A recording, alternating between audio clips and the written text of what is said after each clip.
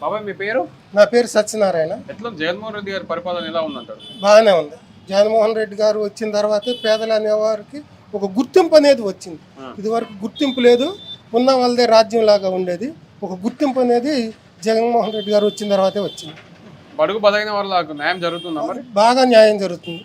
మాకు పింఛన్ వస్తుంది, 65 నుంచి 60కి తగ్గించినందువల్ల నాకు పింఛన్ వస్తుంది.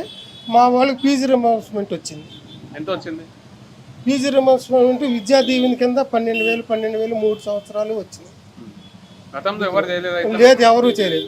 నారాయణ కాలేజీలో ఫీజు రింబర్స్మెంట్ ఇస్తామని తీసుకుని మా దగ్గర కాగితాలు తీసుకుని మాకు అసలు డబ్బులు కూడా వేయలేదు. మా పిల్లలకి మాకు ఎవరికి డబ్బులు కూడా వేయలేదు. అనుమానం లేదు, ఈసారి మటుకు జగన్ గారే వస్తారు. చంద్రబాబు, నరేంద్ర మోడీ, పవన్ కళ్యాణ్ ముగ్గురు కలిసి మరి జగన్ ఓడిస్తాం అంటున్నారు కదా. ఏమి ఓడించలేరు. జగన్ చేసిన మంచి పనులే జగన్ కలిపి గెలిపిస్తాయి. పవన్ కళ్యాణ్ గారు మీ అభిప్రాయం ఏంటి? పవన్ కళ్యాణ్ గారు అప్పుడప్పుడు వచ్చి వెళ్ళిపోయే ఆర్టిస్టే కానీ హైదరాబాద్లో కానీ ఇక్కడికి వస్తాడు, 2 రోజులు ఉంటాడు, అది ఇదేం తలకాయ పైకి ఎగరేసుకుని వెళ్ళిపోతాడు. అంతవరకు ఆయన కుర్రగాంగి కొంతమంది ఎగురుతారు, అంతవరకే కానీ ఓట్లేరు వాళ్ళు కూడా. ఆఖరి రోజులోకి వచ్చేవాడికి అమ్మో పవన్ కళ్యాణ్ మాకు బాగా ద్రోహం చేశాడు, మా వాళ్ళని పట్టించుకోకుండా హైదరాబాద్లో ఉండి ఆయన గురించి మేము నష్టపోయామని అందరూ ఇప్పటికే లబ్బుని ఏడుస్తున్నారు. అసలు ఆయన గెలవటం అనే సమస్య లేదు, ఇబ్బంది లేదు. నారా లోకేష్ కూడా గెలవడం అనుమానం లేదు. నారా లోకేష్ కూడా ఎప్పుడో ఒకసారి వచ్చాడంట, నిన్న మా చుట్టాలు ఉంటే వచ్చారు అక్కడి నుంచి. ఈసారి కూడా మంగళగిరి నుంచి ఘోరంగా ఓడిపోతున్నాడని చెప్పుకుంటున్నారు.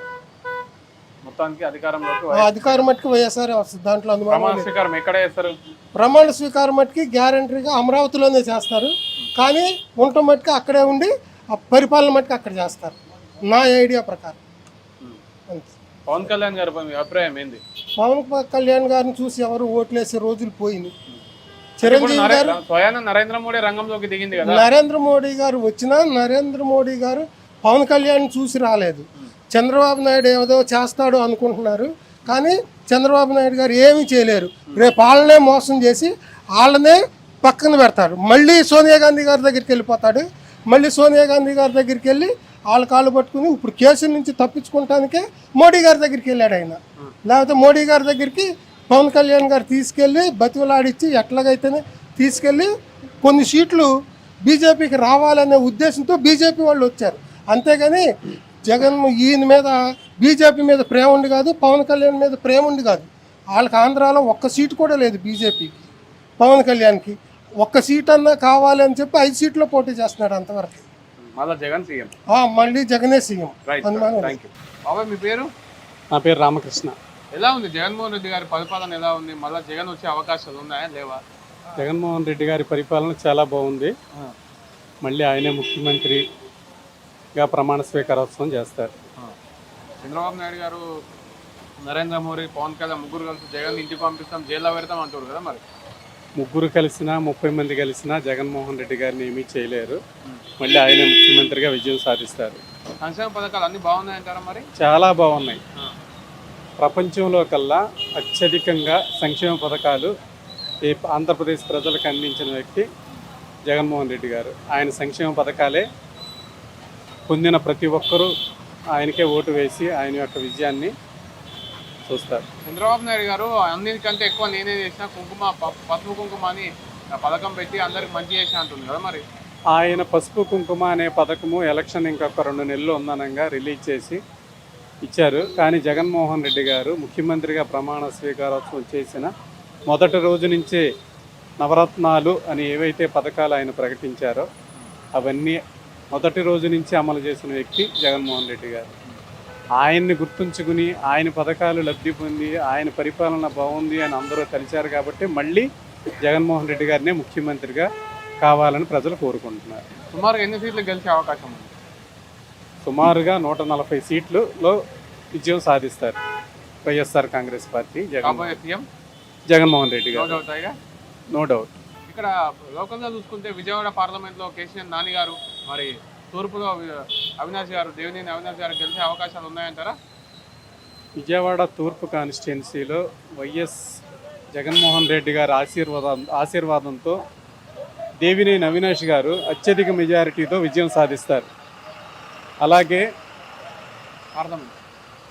మన ఎంపీగా కేసినేని నాని గారు విజయం సాధిస్తారు. నాని గారు వైఎస్ఆర్ కాంగ్రెస్ పార్టీలో రాక విజయవాడ తూర్పు నియోజకవర్గంలో కానీ విజయవాడ అన్ని నియోజకవర్గాల్లో కృష్ణా జిల్లాలో వైఎస్ఆర్ కాంగ్రెస్ పార్టీకి బలం పెరిగిందని నేను అనుకుంటున్నాను. థ్యాంక్ యూ బాబు. అన్న మీ పేరు? నరేంద్ర రెడ్డి నా పేరు. నరేంద్ర రెడ్డి. ఎలా ఉంది జగన్మోహన్ రెడ్డి గారి పరిపాలన? జగన్మోహన్ రెడ్డి గారి పరిపాలన ఎక్సలెంట్గా ఉందండి. మన తూర్పులో అవినాష్ గారు కూడా ఇన్ఛార్జ్కి వచ్చిన తర్వాత మా డివిజన్ చాలా అభివృద్ధి అయిందండి. కేసినేని నాని గారు కూడా మా డివిజన్ గురించి చాలా పట్టించుకుంటున్నారు.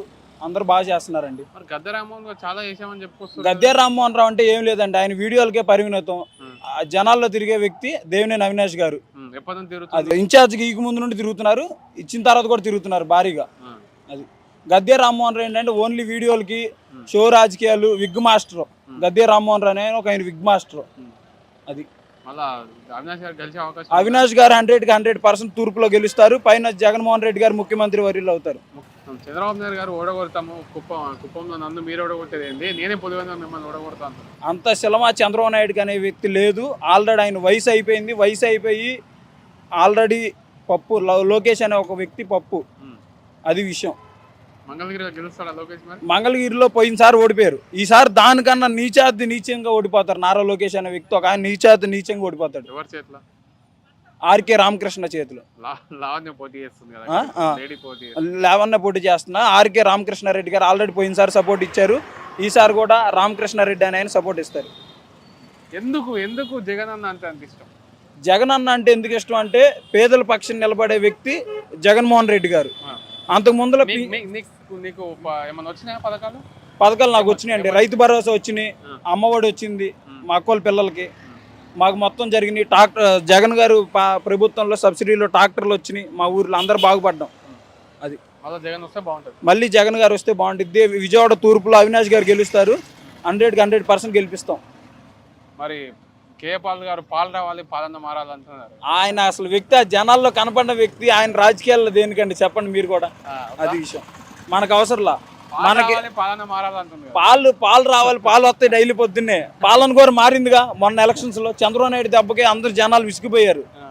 జగన్ గారు చెప్పిన దానికి 99% కంప్లీట్ చేశారు. మళ్ళీ జగన్ గారు వస్తారు. ప్రమాణ స్వీకారం విజయవాడ ప్రమాణ స్వీకారం. బాబా మీ పేరేం పేరు? నా పేరు చెప్పల జయరామయ్య బాబు. ఎట్లా ఉంది జగన్మోహన్ రెడ్డి గారి పరిపాలన? ఎలా ఉంది? అంతా బాగానే ఉంది కానీ బాబు, జగన్మోహన్ రెడ్డి పరిపాలన సంక్షేమ పథకాలు అన్ని బాగున్నాయా? అన్ని బాగానే ఉండేవి కానీ అన్ని బాగానే ఉండేవి బాబు. నాకు పింఛనే తీసేశారు.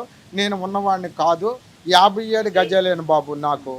నా కూతురు నా కొడుకు పేరు మీదుగా నా పేరు మీదుగా 3 కరెంటు బిల్లులు పెట్టుకున్నాను బాబు. ఆ కరెంటు బిల్లు మూలంగా నా పింఛను తీసేశారు బాబు. పథకాలు ఏమొస్తుంది? ఇంక ఏ పథకాలు రావట్లా కరెంటు బిల్లుల మూలంగా. చంద్రబాబు బెటరా, జగన్మోహన్ రెడ్డి బెటరా? ఈయన గారి పరిపాలనలోనే నాకు పింఛన్ వచ్చింది. నేను చాలా సంతోషించాను బాబు. నాకు ఆరోగ్యం కూడా బాగుండదు బాబు. కాళ్ళు తుమ్మెరులు, ఎక్కువసేపు నిలబడలేను. పంపిస్తాం బాబాయ్, వాలంటీర్ని పంపించి మాట్లాడి బాబు గారు నాకు పింఛన్ వచ్చే మార్గం చూడండి బాబు. చాలా మంచిది బాబు. నేను మీ మీద ఆధారపడి ఉన్నాను. ఇక్కడ లోకల్ గా దేవినేని అవినాష్ గారు పోటీ చేస్తారు కదా. అవును బాబు. ఆ బాబు గారికి కూడా చెబుదామంటే నాకు అవకాశం కుదరలేదు. నాకు పింఛన్ వచ్చే మార్గం చూడండి బాబు.